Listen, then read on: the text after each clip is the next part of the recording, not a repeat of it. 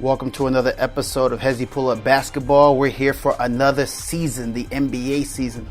I think it's the 75th season, so hopefully it's a good season. But of course, you already know who I am. I'm your host, Martin Beasy Onebu, basketball aficionado, basketball extraordinaire.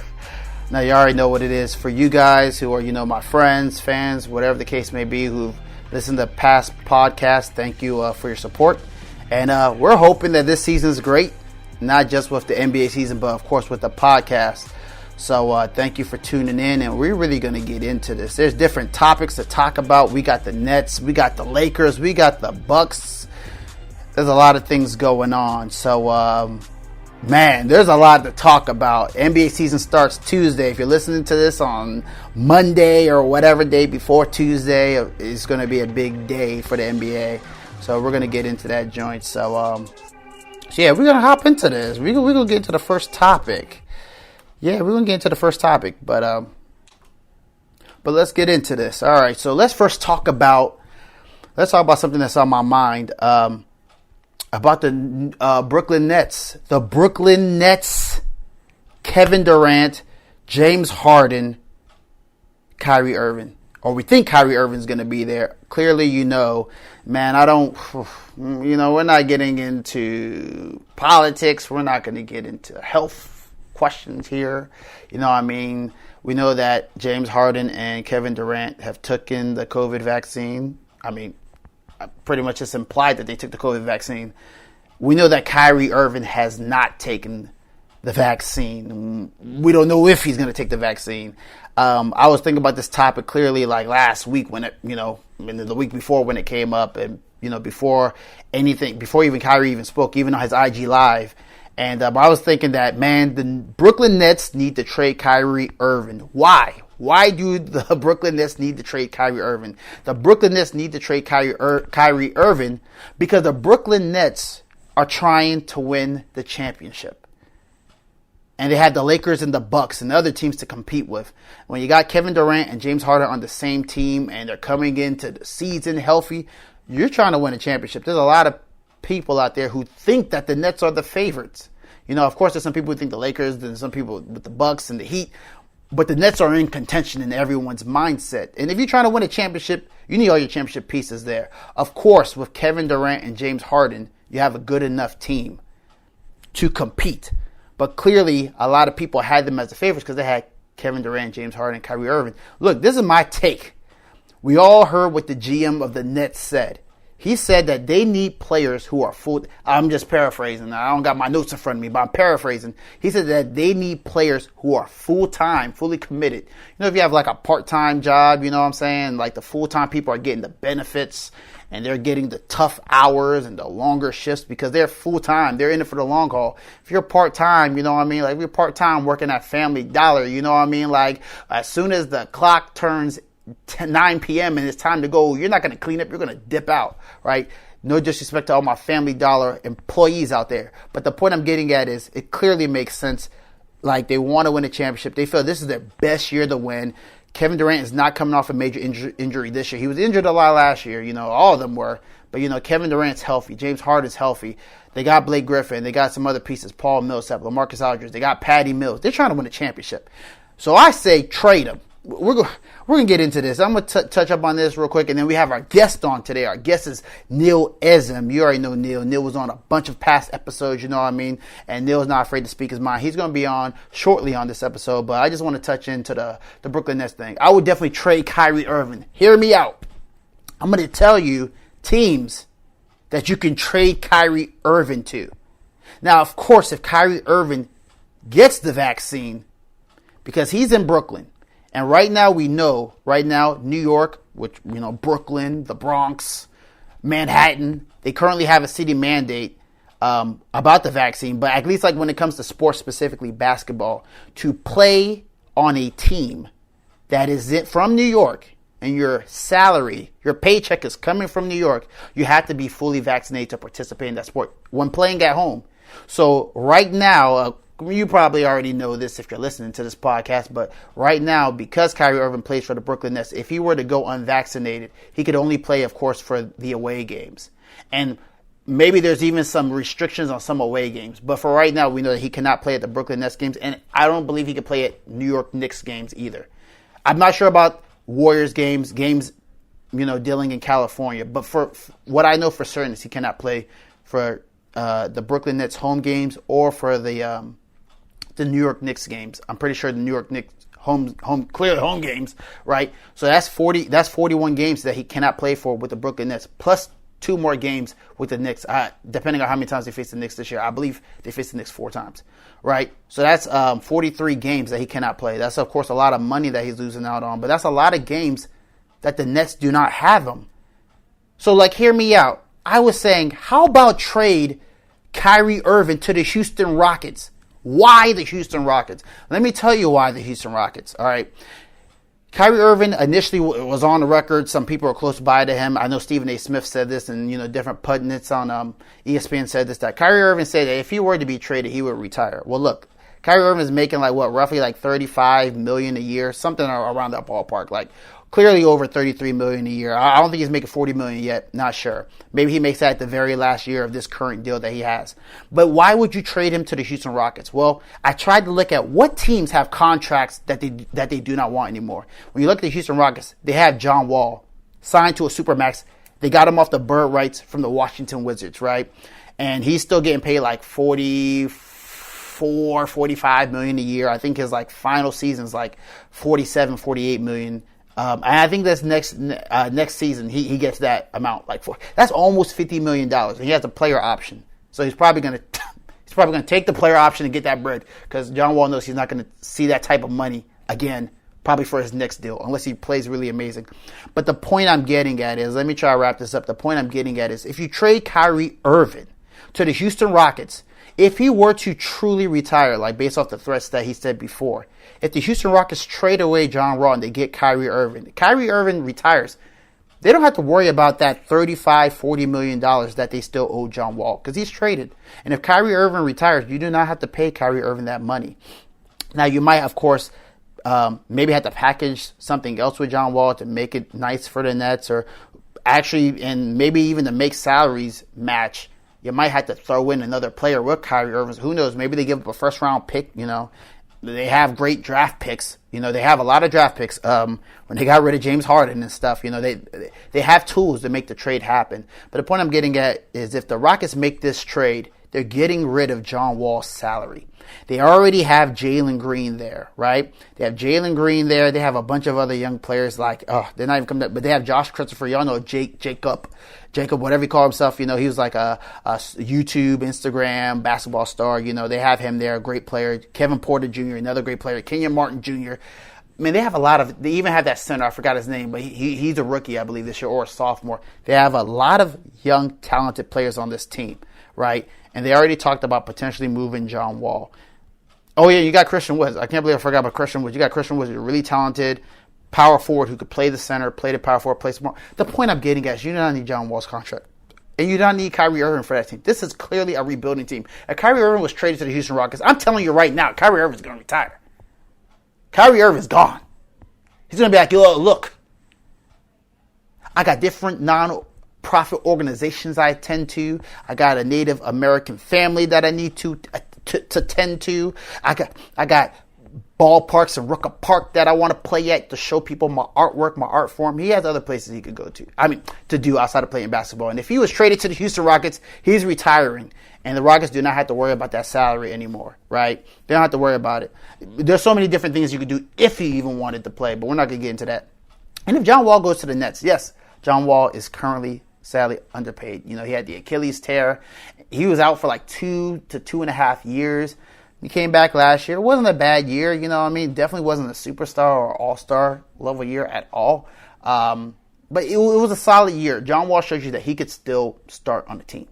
I think he could still start. He's still a solid defender and still a good playmaker, passer of the ball. It's better than getting nothing, right? It's better than getting nothing. And honestly, in my personal opinion, look, they don't even want a part-time player. Look what I just said about the Family Dollar thing. The Nets do not want a part-time player. So I was going to say a full-time John Wall, still more serviceable than a part-time Kyrie Irving, but they don't even want a part-time player. So having Kyrie Irving part-time isn't even an option.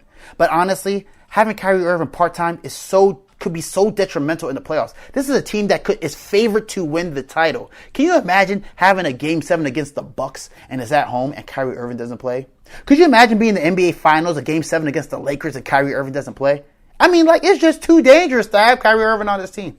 Now, this is if Kyrie doesn't get vaccinated, right? To each their own with their choices. But with this city mandate in Brooklyn, New York, with the Brooklyn Nets and what's on the line, that you have Kevin Durant and James Harden. Kyrie Irving is in a predicament only he is on this entire planet. He's the only person in this predicament. That's how specific this predicament is. That he's unvaccinated on a favorite NBA championship caliber team with two of the best players of this generation. The rest of us, if you're vaccinated or not vaccinated, I'm pretty confident you're not in that situation, right? So Kyrie Irving is in a very unique situation. And he can make his own choice. Who am I to tell him what choice to make? But based on the choices he makes, the Nets have to make their own choices that's going to favor them. Because they might not have this chance again. Let me tell you some other teams real quickly who they should consider trading Kyrie to. They should consider trading Kyrie to the Kings, right? Kings have a lot of guards. De'Aaron Fox, Buddy Hield.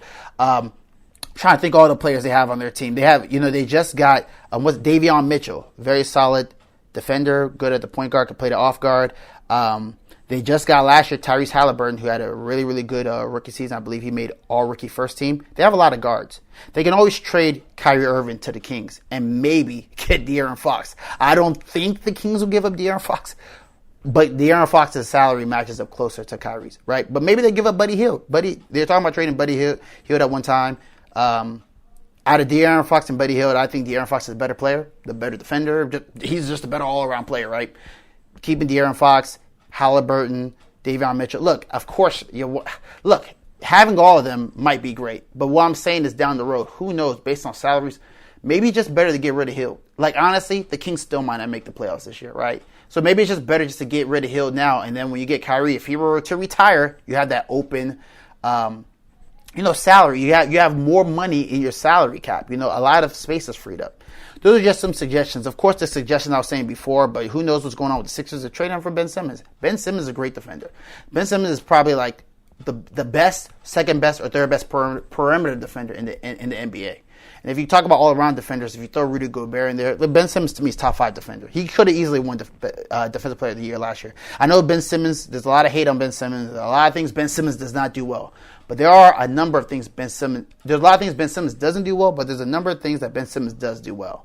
And having Ben Simmons full-time is better than having Kyrie Irving part-time. And who knows? Maybe if Kyrie goes to the Sixers, maybe he doesn't retire, right?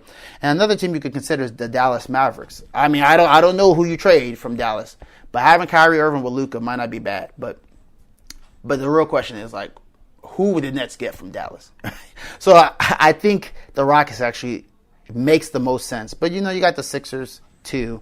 But that's it. Who knows? Maybe the Sixers really want a lot for Simmons still from the Nets. And the Nets might not want to give up that much. They're trying to win the championship. They're not super desperate to give up everybody for Simmons. So it's going to be real tricky. But to me, Sixers, Rockets, Kings, they have the best. In my mind, they have it might make sense, to trade Kyrie for that. But who knows? Maybe this all gets answered in the next few days. Maybe Kyrie gets the vaccine. And he might not play Tuesday, but maybe he plays the game after that. You know what I mean? And all these woes are behind us. Who knows? But we do know on Kyrie's IG Live, I didn't even watch the whole thing. I saw sound bites. Sorry. But, he said, he came into the season with one conception, and clearly there's a misconception. Things were said and changed, by the league and the organization. And he's, to a degree, he was saying he's not at fault. Look, I can't fault Kyrie. You came into the season thinking one way, and maybe things didn't go out the way that you wanted. But the fact is, Kyrie has definitely had a history in the last 3 to 4 or 5 years of being a distraction. And because he's had that history, and because the Nets are in the position that they're in right now, Kyrie has to understand he's on the clock, man. He has to make a decision, and the Nets have to make a decision. And that culmination of decisions could lead to Kyrie not being on the Brooklyn Nets. And it should not surprise him. It should not surprise him because of the history of distractions that Kyrie has had and because of the position that the Nets are in. That's the dilemma for the Nets, but we'll see. The Nets are trying to win the championship, and the Lakers are squatted up So I do not knock the Nets on anything frantic that they do, like that they feel like puts them in the best position to win the title. All right, well, we're going to get into the Lakers and the Nets. I've been talking a lot. I hope you've been entertained, you know what I'm saying, like by the opinions, you know what I'm saying. I hope I was trying to sound like Stephen A. Smith a little bit, but like you're going to hear another person on this podcast. We're going to hear my boy Neil Ezem. He's about to get on. We're going to talk about the finals. We're going to talk about the Lakers. We're going to talk about this. We're going to talk about other teams. I'm going to get him on the show right now, and we're going to pick his brain. So, ladies and gentlemen, please help me welcome in my boy Neil Ezem. Neil, how are you doing, my dude? Hey, what's going on, everybody? I'm glad to be back on the show for another season. That's what's up. Came to enlighten the fans out here because they've been missing me, of course. What's up, Martin? What's up, player? How you feeling, my man? Hey, I'm good. I'm just glad you let me back on the show after giving you that 30-piece. Yeah, and then after how you and Gerard were arguing, but yeah. Gerard probably came to the light eventually. I hope he did. Well, you're the Stone Cold. You're the one who causes the riots out here. So we need you on the show. You know what I mean? Yeah, man. You're the Stone Cold of the '90s out here. So we need you on the show for real. When you hear the glass break, what happens? You know things about to go down. All right, bet. All right, we got Neil charged up. So we're gonna get into this. We're gonna talk about the finals. You heard what I just said about the Nets with Kyrie. So who do you have? Who you have in the finals? You know, you got the Lakers, Nets, Bucks. Who do you think is going to be in the finals? So I got the Lakers out the West. I think it's going to be not too slow, but it's going to be slow for them to find their footing and what kind of team they're going to be offensively. But right now with the injuries that they have with some of the supporting cast, it's going to be hard to, visualize what they're going to be. But I got the Lakers from the West, and from the East, it's a little tricky. See, my finals prediction in the East right now is going to be the Bucks and the Nets. And ironically, we're getting that as the first game of the season on Tuesday. Yeah. Which is dope. I think what you're going to see from the Nets is a lot of what the roster is going to be at the end of the season, too. With this Kyrie situation. But yeah, I think just because the Nets they're more talented, they should win. Because I think everybody thought they were going to win last year, and it was just KD versus everybody. If his foot was just a little bit smaller, they're in the Eastern Conference Finals. So, yeah. I would have to go with the Nets. Nets versus the Lakers right now. I don't know. That's the thing. Giannis went crazy in the finals. I don't know if this is what we're going to see going forward with Giannis, because I've seen him in the preseason. He's been, making jumpers and, making the 3-point shot. If he can do that consistently, boy, that's tough. I was just about to ask you, do you think Giannis is going to do that this year? Do you think, like, during the regular season and even to the playoffs, do you think he's just going to dominate this year? I don't know. Here's the thing, though. Like, I was listening to another YouTuber. His name was Dom2K, and he said something that was interesting. He said LeBron, when he won his final, felt more free. So he played like more free. It wasn't like he was playing stressed. Yeah. He didn't have that monkey on his back anymore. Yeah. And so that was when he had his best year, shooting the 3-ball. And, the Heat were basically they won like 30-something games in a row, or is it 20-something? Yeah, dude, yeah. Yeah, so, there's a lot of – I don't know if you're going to be able to do it. I don't know if Giannis is going to be able to do it. Can he do it? I think he can, because, he's only 26, man. Like, that's outrageous, the stuff that he's accomplished so far. Yeah. So I wouldn't be surprised if it went either way, but that offensive firepower between James Harden and KD is, like, too much. Yeah. Like, yeah, you got to be a good, like, a great defensive team to, like, upset. I just named those two, but they still have, LaMarcus Aldridge came back. They got Patty Mills, which Patty is Mills. a secretly good signing. Yeah, And good pickup. Joe Harris is probably going to find his three ball again this year. So, Yep. They're pretty loaded team without Kyrie. Yeah. So yeah. So I'm leaning towards the Nets coming out of the East though. Okay. So if you have the Nets and Bucks as the top two in the East, who's second behind the Lakers? Who's second? Who's third in the West? Second to the Lakers and third to the Lakers. This is also tricky. I think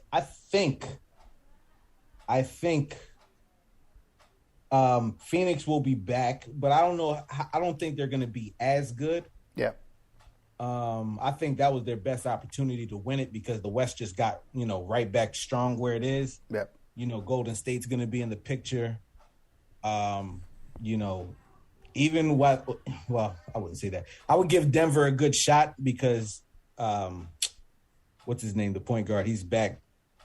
I forgot his name. Jamal Murray, he's going to be back. He's healthy. And you got the Jazz still, and they were on a tear last year. They were. I don't know if they're ready to push it over yet. So I think it's like kind of the Lakers just because of their age and experience over everybody else at this point. Golden State might be the sneaky candidate, but at the same time, it's not like the league hasn't caught up to that way of basketball. Like everybody's shooting the three now. Yeah. No one's shooting it as good as Steph for sure, but everybody's shooting the three. So they're going to have nights where they're getting outshot, and that was their formula for, 5-6 years. So I think at the end of the year, when it comes down to like teams who can like lock you down a little bit more, I think the Lakers will take more pride in that more than other teams will. So I give them the little edge over anybody else in the West. Yeah. You got AD, you got LeBron, and Russ is a good on-ball defender when he needs to be. So, they got Trevor Ariza, of course. Of course, yeah. Players like that, like Rondo's still there. So I would just say that I would only give them the edge just because of that. I think they'll be able to lock some people down. Okay. That makes sense. Well, I mean, if people follow the podcast, and I know you're a big Westbrook advocate, how do you think Westbrook fits on this team? Like with AD, LeBron, of course, the other pieces on the team. Like, how do you think that works out? How do you think that works out? And then how are they still the best team? Like, just go over that with us. So I think the Westbrook thing, he's really going to be the energy guy.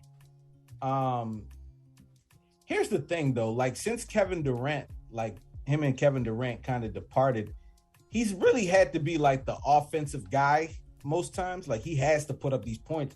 And people are always complaining about, he's taking too many shots. Well, who else is taking the shots on the team? Like, when you would look at some of how these teams are constructed, you're like, there's no other person that, you know what I mean? No other force on this team that can help him out.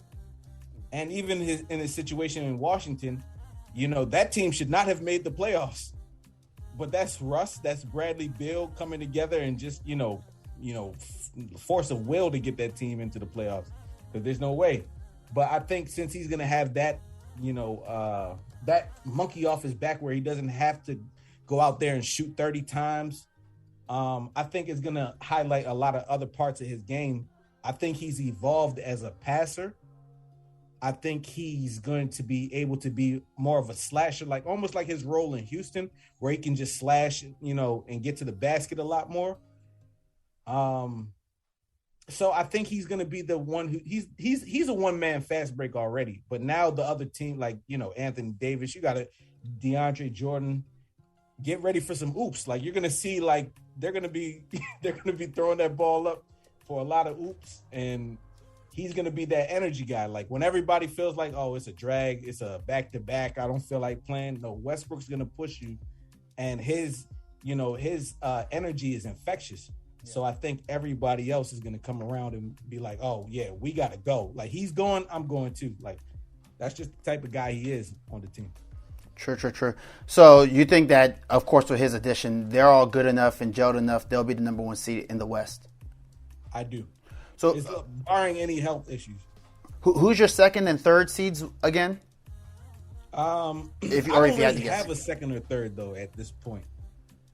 Like, I think teams that are going to be sneakier, Jazz are going to be sneaky. I think they'll still be good. I think Denver's still going to be good.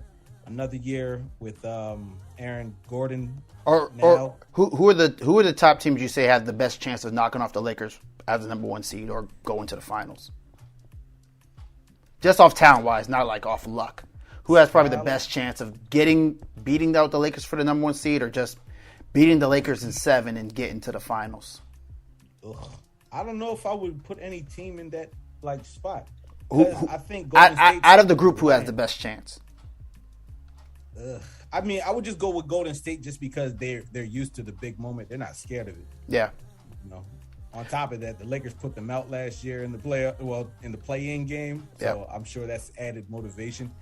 But I would say Golden State just off of their experience, like up top with Steph being there, Clay coming back sometime this year, and Draymond for sure. So this is what I'll say about Golden State. Before I found out that Klay Thompson was coming back, I think the earliest he's coming back is the Christmas game. I think that's the earliest. Who knows? Who knows? Maybe he comes in sooner. But at least that's what they're projecting. Of course, they paid Klay Thompson a boatload of money. They want to protect him. They want to make sure that he's good for the next few years to come. Based on the time he's coming back, they got Steph. They got Wiggins now. Wiggins got vaccinated. He was like religion. You can hold on for a second. No, I'm serious. No, yeah, he got vaccinated. He's going to be playing. Draymond Green is there, a great glue piece. I believe they still have, of course they have, I forgot the rookie center's name, but they got the rookie center from last year who they drafted number 2 overall. Who? Wiseman, right? Yes, exactly. Thank you. They have James Wiseman. But then they had the other center who they normally use. I forgot his name at the moment too. I don't know if you put that up, but if you get the name, throw it to Kevon Looney. Kevon Looney, thank you. And before Kevon Looney got hurt, I think 2 seasons ago, he was a really solid starter for them, a really solid center for them before they would go to small ball lineups, KD and Iguodala and all that stuff. Yeah, I like him. Yeah, he's very solid. And the funny thing is, he's still even now, he still plays well for them. He came back off of injuries and he's still solid for them. He took a lot of time from James Wiseman last year. Right. So the point is, I was thinking Golden State was going to be competing for the number 1. I thought they're going to be there. I still think they're going to be good, but that's a lot of time for Klay Thompson for the season. That's 20 some odd, 30 some odd games. About 20, 30 some odd games. And not just that, then Klay Thompson's also coming off of, the 2-year hiatus. So it's going to be interesting. I think Golden State would be a top 5, top 6 seed. I know that sounds crazy, but you got the Lakers. Oh, you got the Lakers. Where you look at the top 6 teams, 7 teams, they're good. Lakers, Nuggets, Suns, Jazz. Lakers, Nuggets, Suns, Jazz. Clippers, Dallas. maybe. Dallas. And Warriors. So, you got your top 7 teams, that are Blazers. good. And Blazers, they're all going to be in the mix. You know what I mean? Yep.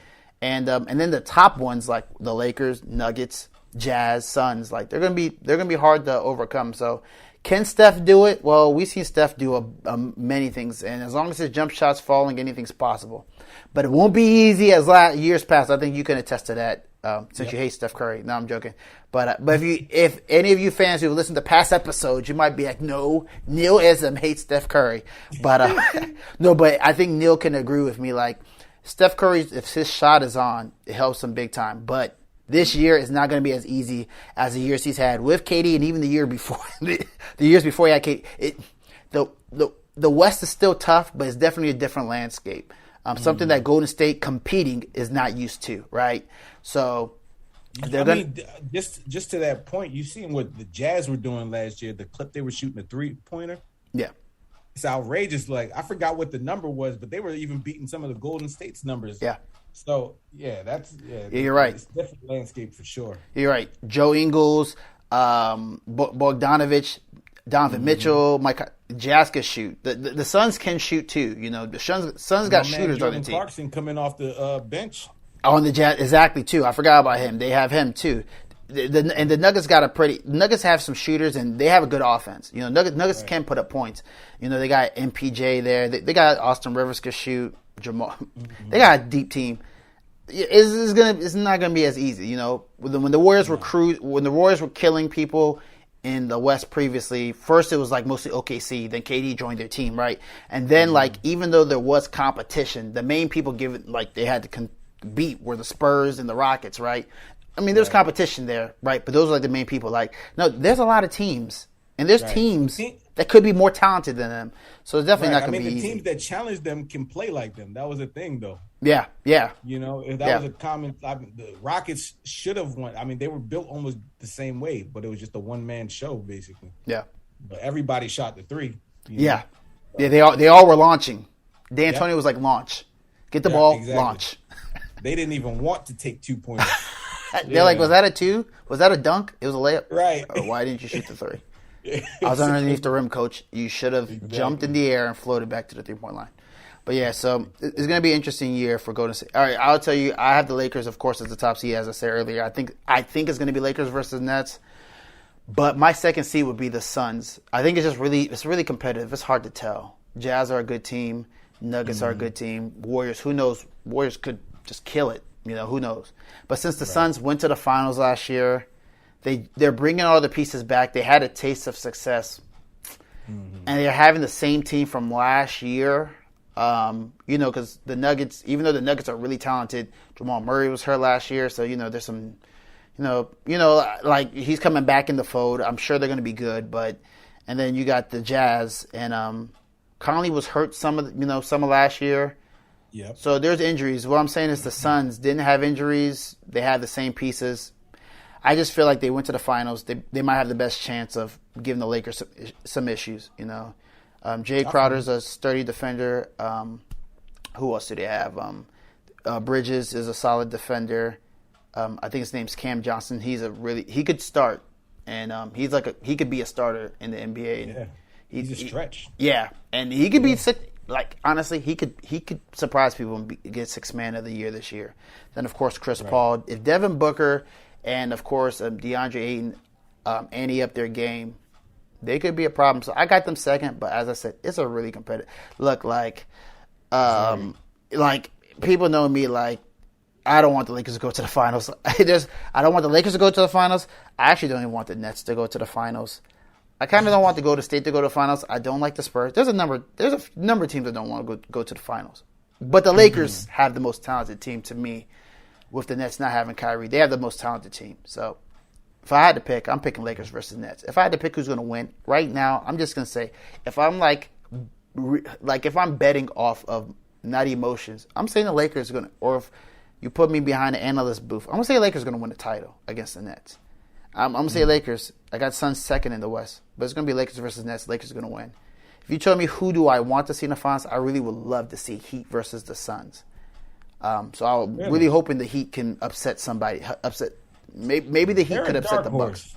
Yeah, they're a dark horse. They're a dark horse. They have talent. Yeah, but if I had to put my money on it at this moment, until another trade happens or until I see at least a month of the season, I might have to put my money on Lakers versus Nets with the Lakers winning the title this year. But it's close. The Nets, James Harden, Kevin, KD are still good. But right now, the Lakers got the most talented team. I do not want them to win, but they got the most talented team. And, I call a spade a spade. I give respect where it's due. I don't want them to win, but they got the most talented team. So whoever listens to this, don't be like, oh, Martin, you're phony. If the Lakers lose and I start laughing, don't be like, oh, Martin, you're phony. You picked them. They have the most talented team. So I'm going to pick them. Right. I'm going to pick them, you know what I'm saying? So that's how that goes. Well, we thank you guys for joining us. Man, I did a lot of talking. I talk a lot. But we're going to have more episodes. We're going to have more episodes because you deserve more episodes. You know what I'm saying? Y'all deserve more episodes. Hey, so can we touch on this Kyrie thing, though? Oh, yeah. Go ahead. We still have a little bit of time left. I'd be remiss if I didn't say anything. So Neil, what's your take on what do you think should happen to Kyrie? I think he should be traded too. It's just so I think he's overplaying his hand, because I don't know if he realizes that he's not really that important to this team. You know what I'm saying? They have two of the best scorers in the league, regardless of what Kyrie did. Yeah, Kyrie can dribble. Two of the best scorers of all time. Exactly, all time. My fault. I should have said that. Yeah, exactly. Of all time. Kyrie can dribble. He can dribble his ass off. But, I mean, look, they have more than enough firepower to get it done without him. But I would definitely trade him because they already said that they're not offering him a contract going forward. So it's pretty much the writing's on the wall. He's gone. Like, they're not going to deal with this another year or years to come. So I would definitely trade him. Like, you can't have somebody who's just me all the time. Especially last year, he missed the games just because he wasn't feeling good or something. I don't remember what the story was, but he missed some games and didn't tell them that he wasn't coming to the games. Like, no. Kyrie thinks he's Kobe. That's the problem. I know. Like, Come he on, really man. thinks he thinks he is that guy. Yeah. Like, no, you're not. Dude, Like, sorry to break it to you. You are a good player. Dude, you're not even Tracy McGrady, let alone Kobe. No, you're not Tracy. And Exactly. D-Mac nice too. Dude, you're not even Brandon Roy. Let me Listen, chill. I'm sorry. I didn't want to say that. I didn't want to say it, but I'm sorry, bro. I was true. doing it. Bro, no, you're not even Penny Hardaway. No, let me stop. I feel like I keep going on. But real talk though, it's true though. Like, he hasn't done that much though. When you look back on his career, when people were crowning him for, like, you know, playing some winning basketball, you see what he's attached to when that's happening. Yeah. Like, I would never look at Kyrie as like a leader or somebody who moves the needle as much as people say. That's why I was so like shocked last year when somebody was saying like, yeah, I put him over Russ. I'm like, for what? I remember. I remember that conversation. Yeah, so it's weird to me, but he's definitely overplayed his hand. I think they should trade him. You're not offering him a contract regardless of if he gets vaccinated or not. The writing's on the wall. He got to go. Like, go get something for him. True. Well, you heard what Neil had to say about Kyrie. You heard what I had to. Oh, go ahead. I'm sorry. Neil's like, this episode ain't over yet. No, but I seen his like Instagram live about. Well, I saw the clip. I didn't watch the whole thing, but that clip about him saying he was under the belief of something else, and basically the information didn't hold up or whatever. I don't know if a lot of people understand how these things work. We're learning in real time what is going to happen, in regard to public safety. So if the government comes down and says you got to do this, or the state that you're playing in says you got to do this, that's just what it is. And they just announced it an hour ago. We can't go against it. Like, that's just what it is. And I think what also makes me upset with him is that he has access to all of the greatest doctors in the world. He doesn't have to go get his information from Google or Facebook or Instagram. Like, he has people he can talk to. He's choosing not to. You know what I'm saying? Yeah. Like, I can't trust anybody like that. Like, he's choosing to just listen to his Facebook group, Flat World Diatribe, and it's like, dude, come on, yo, you have. This is the same guy who said the world was fake. You, Martin. Right. Yes, exactly. That's the problem, though. Yeah. You are. What are they? They said people who make a lot of money but get low information. Like, that doesn't make any sense. The fact that you have all the resources in the world and choose to ignore it just because of how you feel. Yeah. All right, Kyrie. Well, for the sake of time, we're going to wrap up. But just to conclude with that, I would just say for the viewers, that's, I actually agree with Neil's sentiments, honestly. But one thing I would say that is pretty neutral, but makes sense is, Kyrie Irving, at the end of the day, you're a grown man. You can make your own decisions. But realize that the Brooklyn Nets are a team that generates or can generate billions. And they have a chance to win a championship. They're going to do what's best for them. They're not going to do what's best for Kyrie. And if you decide to make a decision, right? If you decide to make a decision that's for you, you're going to have to deal with the consequences. And because you're in Brooklyn and they want to win a title, that decision can be to trade you. And if I were the Brooklyn Nets, just strictly talking basketball, I would trade you. All right, you guys, that's all we have. Thank you for tuning in. We're going to check out this first game. We want you to check out this first game. We're going to have another episode for you. Of course, because we're Hezzy Pull Up Basketball. Catch you next time.